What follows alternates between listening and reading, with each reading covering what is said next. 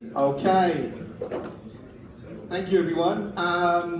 For those of you that were in Florence, Siinda, Florence last year, you may recall, and also when we were in Mallorca in May, we talked a little bit about TikTok, and we said in Florence we'd talk more about TikTok at this conference. So we have a guest speaker, Abraham Lieberman, and known as AB.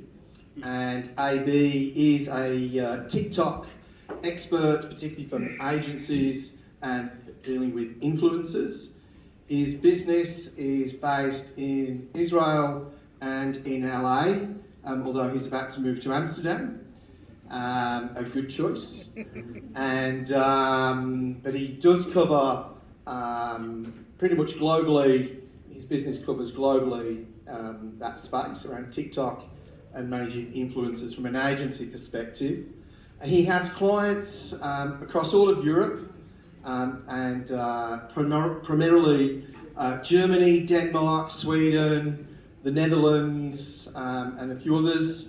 But without further ado, I will now hand over to AB. AB.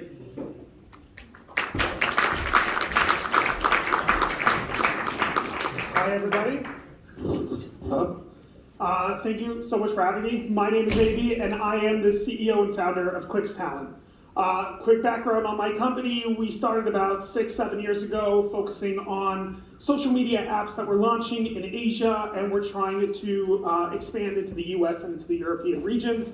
And we help these companies grow by sourcing talent from other platforms, mainly Musical.ly, which became TikTok, and having these content creators come onto these new social media apps and use them in order to create engaging content. Little by little, over time, we grew our network and our roster to over 4,500 influencers from 28 different countries that we now work with to run TikTok influencer marketing campaigns, as well as short-form video content campaigns on Instagram, YouTube, Twitter, Snapchat, and Facebook. Now, right before I get into my speech, I want to give a quick background on what TikTok is for those of you that are unfamiliar. So back in 2016, there was an app called Musical.ly, which was growing exponentially. At the time, it had over 100 million users, and it was just blowing up. A Chinese company called ByteDance took notice and decided to buy them out in 2018, merging everyone on the Musical.ly app over onto their app called TikTok, and overnight making TikTok an international sensation. Nowadays, TikTok's available in over 150 countries, is over 100 billion users, and over 1 billion users, and over 100 million active users in Europe and Asia, Europe and the US. Apologies. Now, today's talk is going to focus mainly on 3 main aspects.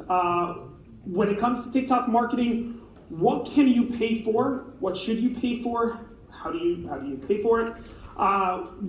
As well as what is TikTok best used for? How do you measure the ROI on your campaigns? If you're running a TikTok campaign, how do you know that the campaign was actually successful and it was something that you want to do again and should actually consider doing more?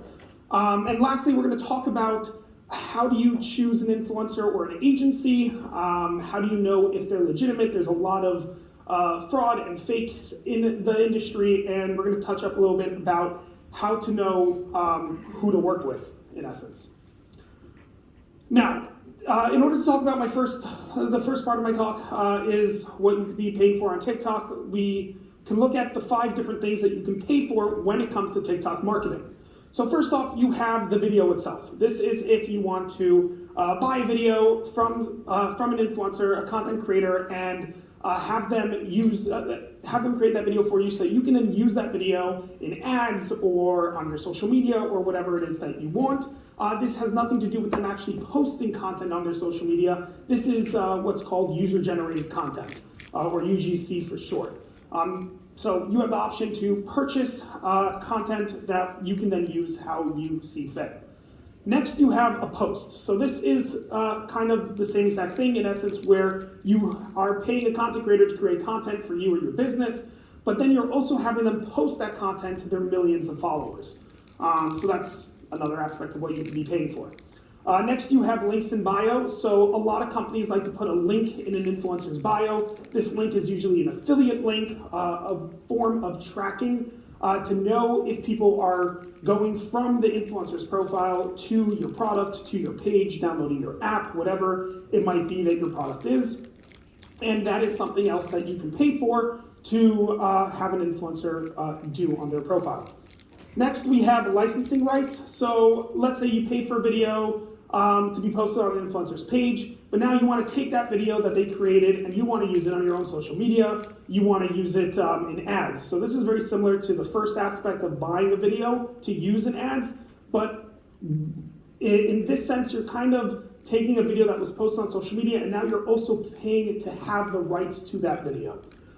That's usually an additional payment. It's something else that you can pay for, and you can then take that video, run ads on it, and do whatever you want with it. Lastly, we have Spark Ads. Spark Ads is a concept on TikTok where TikTok gives you back-end access through their platform into marketing content that's created by an influencer. So if an influencer creates a video promoting your company, you can then go through TikTok and pay to have TikTok promote that video to more people. It's kind of, if you're familiar with Instagram, you can boost your own post where you can pay to have your post to get more views and more likes. Same idea, but instead of you doing it to your own video, you're doing it to an influencer who posted for you. Now, when it comes to pricing for TikTok, it's still kind of the Wild West. It ranges anywhere from $10 all the way up to $200,000 for anything. There is no set amounts that you can expect when it comes to TikTok. Every person, every influencer, every agency has their own benchmarks and their own standards. So it's really hard to give an idea of like what to expect when you are looking to know what to pay on TikTok. However, there are a few things that you can take into consideration to kind of give you an idea of what to look at in order to calculate how much you should be paying. So first off, you have number of followers. This is something that you want to look at, but not put too much emphasis on. Followers is an important number to understand how far has this influencer gotten, how big are they, how important are they, how good is their content, but it isn't a number you want to put too much focus on. And the main reason, specifically with TikTok, is because when you open up the TikTok app, you are being shown a feed from the For You page. The For You page is a page of content that is curated towards what you as the user or the viewer are interested in. It has nothing to do with who you follow. And you need to take into account that almost every other person opening up the TikTok app is seeing this For You page, not necessarily a page of content from people they follow, but rather a page of content that they're gonna find interesting. Therefore, just because take me, like let's say I'm an influencer and I have 1 million followers, most of those 1 million people aren't going to see my content unless I'm specifically creating content that they're going to be interested in, regardless of the fact that they follow me. Next, you have the engagement versus views ratio. So if somebody has 1 million views but 10 likes, that's something that you want to kind of look at and be like, there's something wrong over here. Why are 1 million people watching a video but only 10 people are finding it interesting enough to engage with? So that's just something that you guys want to look at. Ideally, you want to see at least a 10% engagement versus views ratio. So just keep that in mind when looking at influencers. And lastly, we have the amount of views. So this is the most important number, the most important metric, in my opinion, of what you should be looking at when you're looking at influencer marketing. This goes across all platforms, but especially with TikTok. How many people are watching the video? So if you are looking at an influencer and every video that they have is getting at least 1 million views, then you can expect that if you post content with this influencer, you're getting at least 1 million people to see your product, to see your brand. That's something very important to take into consideration when planning your influencer marketing campaigns. Now, feel free to take a picture of this. This is based off of our own internal pricing, what we charge for influencer marketing. It's a rough idea of what to expect when working with an agency, or honestly even working directly with influencers. This is a general idea of what you can expect to be paid. So you have video content where you're just buying the rights to the video and that's all. You can expect anywhere from $100 to $15,000 a video, obviously depending on who you're working with. You have a post. This is when the influencer is creating the content and then posting it on their social media. That is going to cost you anywhere from $250,000 to $250,000. In full transparency, there are a lot of influencers that will charge you less than this, $100, $75, $150. We personally, in our business, it's just not worth our time to run any campaigns for under $250 a post, so that's our minimum. But you could technically find cheaper. In my opinion, you're better off saving your money and doing PPC ads or another form of marketing than paying an influencer $75. You're just not going to get any real benefit from that. Links in bio, so this is where you're paying an influencer to put your link in their bio so that people can click on it and can go to your website. This can cost you anywhere from $100 to $5,000 per 24 hours. Again, you have the influencers that stand out and might just charge you $100 for a week. You always have that option, but in general, you're paying per 24 hours.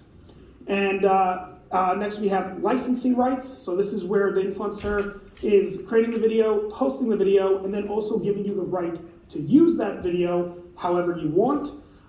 You can expect to pay anywhere from $500 to $50,000 a month, or $1,000 to $100,000 for lifetime licensing rights.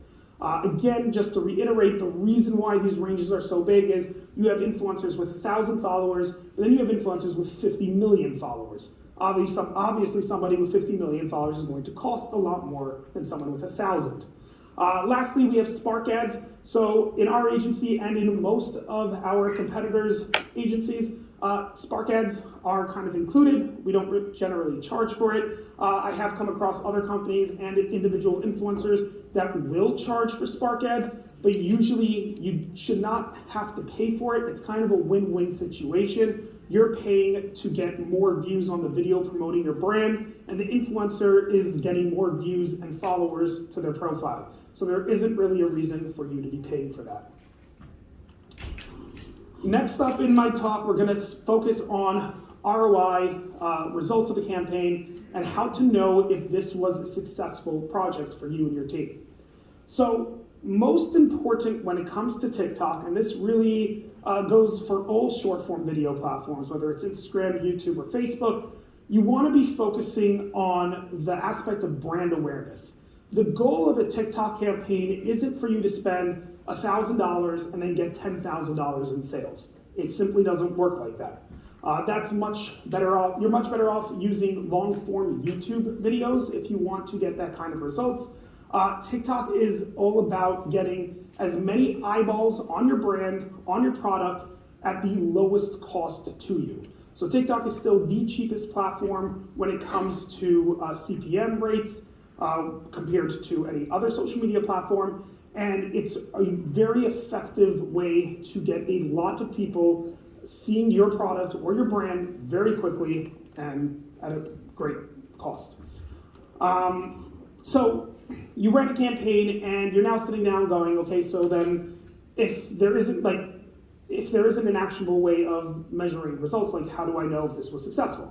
So you do have two ways to look at it. First off, you have the very clear and obvious results. You ran a campaign and all of a sudden your website visitors jumped up by 200%. Clearly something is working over here. Or you ran a campaign and all of a sudden you went from 100 daily downloads on your app to 1,000 daily downloads. Again, clearly there are results. It's kind of a no-brainer. But in situations where you don't have such obvious results, what we suggest to our clients is coming up with a threshold of views that you would consider successful.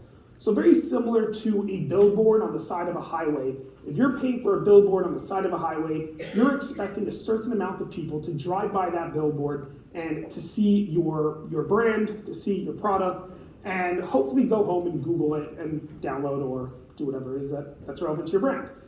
So with TikTok, it's very similar. Come up with a threshold of views that you want to see in order for you to consider this a successful campaign. Whether that's 1,000 views or 100 million views, that's something that you and your team need to decide internally, where you are deciding that if you get X amount of views, this was worth your money and this is something that you want to do again.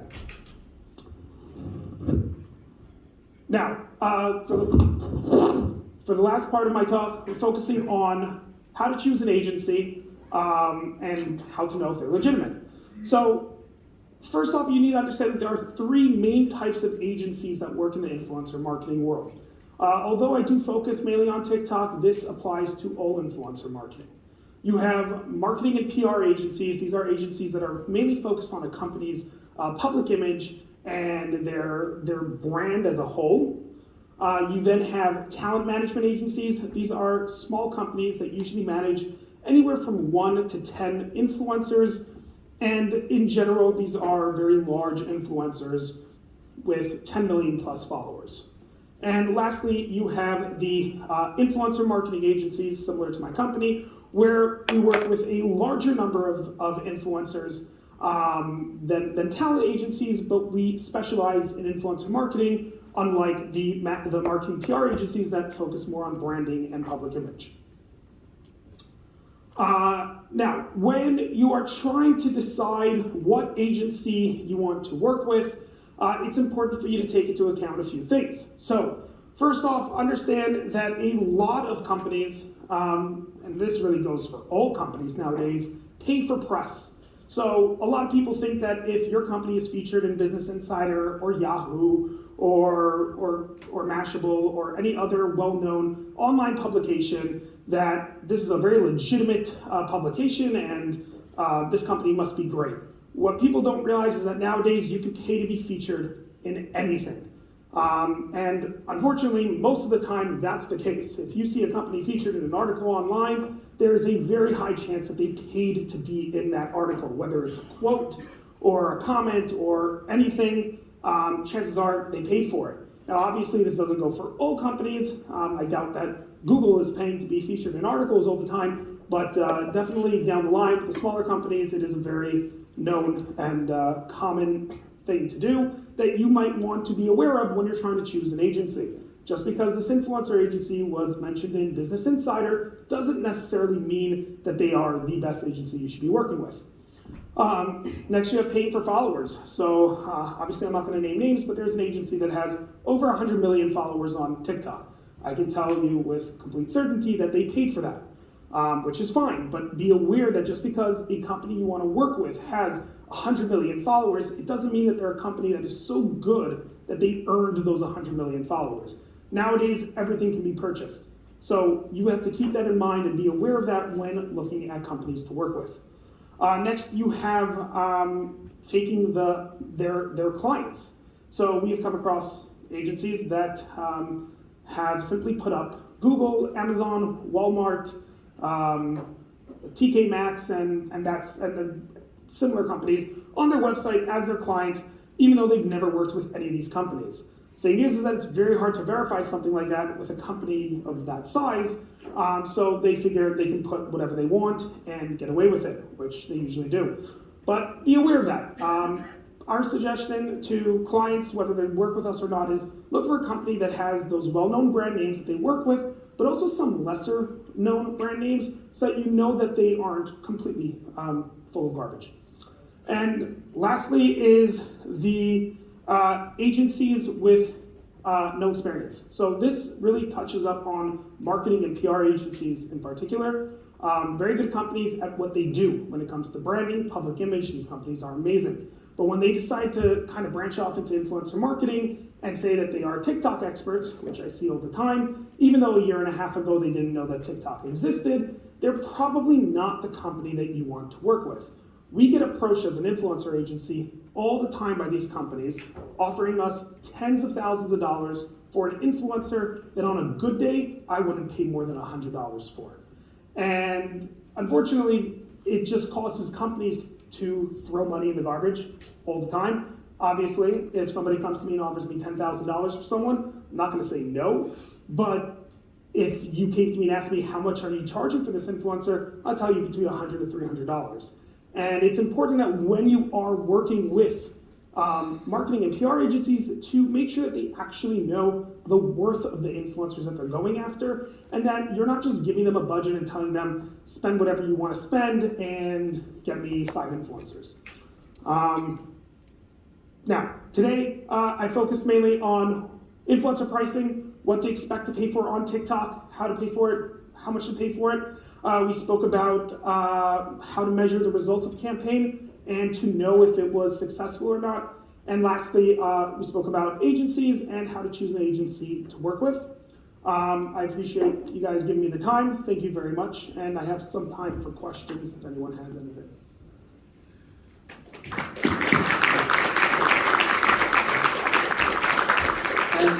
Thanks, AB. Do we have any questions? I have a question. Here. Yeah. What about programmatic buying for influence marketing? Do you know some technology using programmatic and with trade desk, something like that? No, I didn't exactly understand the question. Yeah. There is a technology to buy influencer marketing with programmatic and in a programmatic way. What do you mean by programming? Really, programmatic. It's really a way to buy advertising totally virtually on the trade desk. Okay, I'm not so familiar with that. I do know that there are a lot of softwares out there to help with influencer marketing. So you have softwares that you can use to source influencers, where you go in, you put in criteria, and it gives you a list of influencers. Is that like what you're talking about?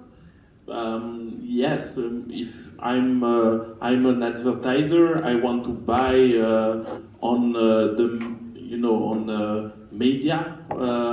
Can I buy on it online with, for example, Google Manager? I can buy directly. God, so you're talking more like about TikTok ads, right? Yeah. Not influencer marketing. No. So you have TikTok ads, which is very similar to Instagram ads, Facebook ads, Google ads. Okay. It works off of PPC and CPM and CPA, and it's an option that TikTok offers where you can buy 1 million views, and then TikTok will go out and basically put your message out to the influencers that they know internally in order to get you those 1 million views. It's a little bit different than influencer marketing. It falls more under PPC marketing and advertising more than it does marketing, but it is something that you can do with TikTok. Okay, more clear. Okay. Thanks for that. Ben, I think you had a question.